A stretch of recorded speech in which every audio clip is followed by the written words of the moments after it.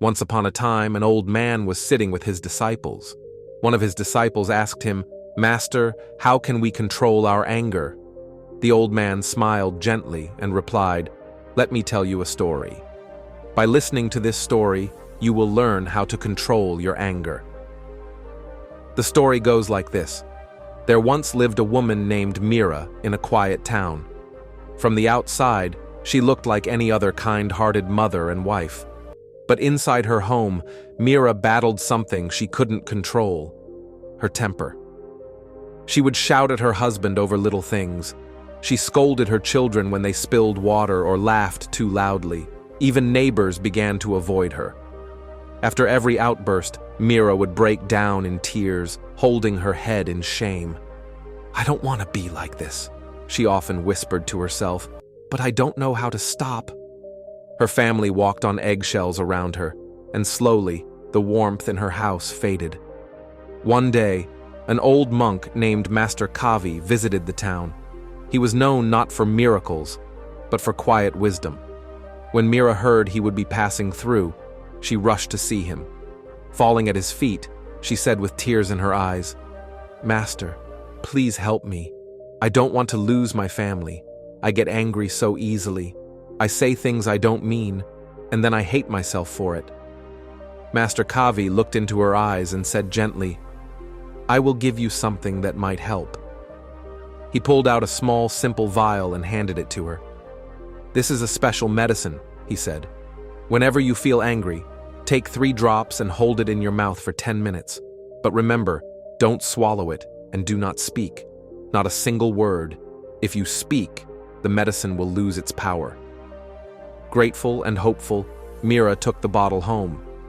The very next morning, her husband forgot to bring milk from the market. The old anger flared up inside her, but then she remembered the vial. She rushed to the kitchen, took 3 drops, and sat silently. 10 minutes passed. She didn't shout, she didn't cry, and when her husband saw her calm, he softly said, "I'm sorry, Mira. I'll go right now." It happened again the next day. Her son accidentally broke a plate. The anger came, but so did the medicine. Again, silence. Day by day, something incredible began to happen. Mira's home, once filled with shouting, started to feel peaceful. Her children smiled more. Her husband looked at her with love again. Even she began to feel lighter, as if something heavy had been lifted. After a week, Master Kavi returned. Mira ran to him, eyes shining, and said, "Your medicine worked. I don't get angry anymore. I don't shout. My home is filled with peace again." The monk smiled. "My child," he said softly, "there was nothing in that bottle. It was just plain water." Mira was stunned.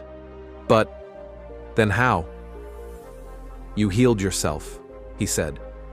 "Not with the medicine, but with silence. In those 10 minutes, you gave your anger time to fade. You gave your heart time to breathe. And in that silence, you found your strength." Mira wept, not out of sadness, but out of relief.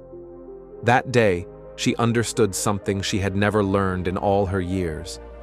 Anger is not a beast that others must fear. It's a fire we must learn to hold gently until it burns out.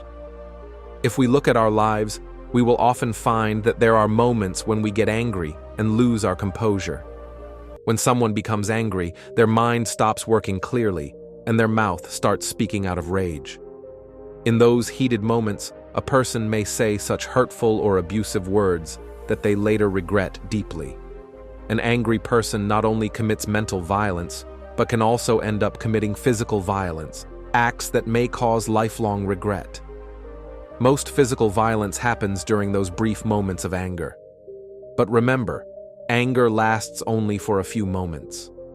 If we can stay silent during those moments, we can avoid many fights and arguments. So, whenever you feel angry, always stay calm. Take a few drops of the medicine called silence and keep your mouth closed for a little while. That simple act will save you from a lot of trouble in the future. Thanks for watching, and keep smiling.